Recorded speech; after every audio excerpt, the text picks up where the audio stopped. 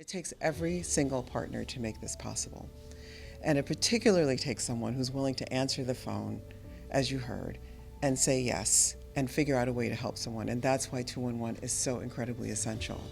Lisa and I started our journey together when I came to the state to start paid family and medical leave. I desperately needed people who were willing to answer the phone or at least interact with our employers and with those who would be receiving the benefit. It was the middle of COVID. There weren't a lot of people that were willing to do this work, but Lisa and 211 never hesitated.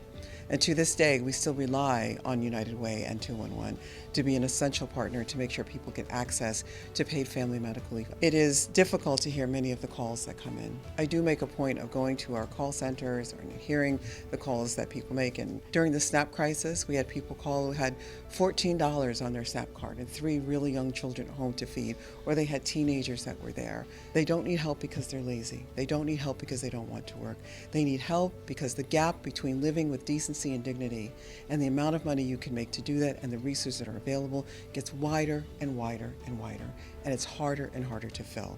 And that is why the money that we have today that will go to homelessness and our community action agencies and to 211 is so essential. So thank you, Governor, for all that you've done, and thank all of you for believing in what we do in human services, because it does make a difference person by person, day by day. Thank you.